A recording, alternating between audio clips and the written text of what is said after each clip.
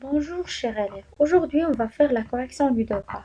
On va commencer tout d'abord par la première question, dans laquelle on a complété le tableau suivant en cochant la case convenable. Alors on a un tableau qui contient quelques opérations de mise en forme et pour chaque opération on doit choisir si cette opération il fait partie de la mise en forme des caractères ou bien de la mise en forme des paragraphes. On commence par la première opération, changer la police. La police ça veut dire le style de l'écriture. Il peut s'appliquer même sur un caractère et il fait partie de la mise en forme des caractères. Pour le type d'alignement, on a plusieurs types d'alignement. On a l'alignement à gauche, à droite, centré ou bien justifié. Il désigne l'orientation du bord du paragraphe. Il s'applique sur un paragraphe, il fait partie de la mise en forme des paragraphes. Pour l'interligne, c'est la distance ou bien l'espace vertical qui sépare les lignes du texte d'un même paragraphe. C'est bien sûr de la mise en forme des paragraphes. La couleur et la taille peuvent s'appliquer même sur un caractère. Ils font partie bien sûr de la mise en forme des caractères. Et pour l'espacement avant-après, l'espacement avant-après, il désigne l'espace situé au-dessus ou bien en dessous d'un paragraphe. Il fait partie de la mise en forme des paragraphes.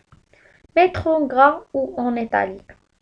Comme la couleur et la taille et la police, la mise en gras ou en italique fait partie de la mise en forme des caractères. Le retrait. Qu'est-ce que ça veut dire le retrait? C'est la distance qui sépare le texte de la marge de gauche ou bien de droite. Alors, bien sûr, il fait partie de la mise en forme des paragraphes. Et pour le soulignement, alors, on veut souligner, on peut souligner même un caractère. Ça veut dire c'est de la mise en forme des caractères. On a terminé cet exercice. On va passer au deuxième. Dans le deuxième exercice, on a comme question relier par un trait le type d'alignement avec son image. Comme on a cité précédemment, on a quatre types d'alignement. L'alignement gauche, droite, centré ou bien justifié. On a quatre images correspondantes à ces quatre types d'alignement. On doit relier chaque type d'alignement à son image.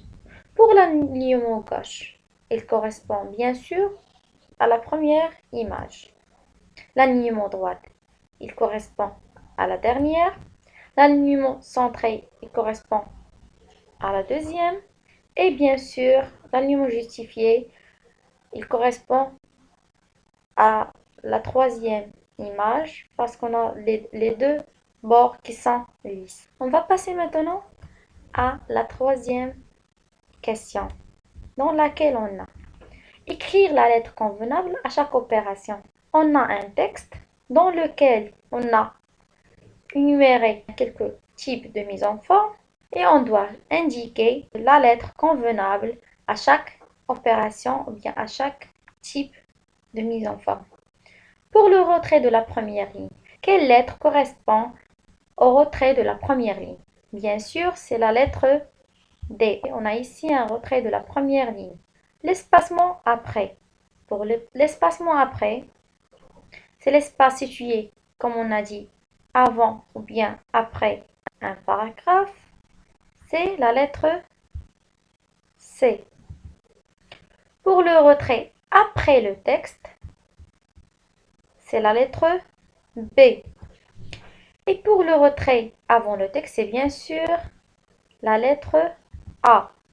Et finalement, on a l'interligne qui désigne l'espace vertical entre les lignes du texte. Bien sûr, c'est la lettre E. Et on a terminé notre correction. À la prochaine!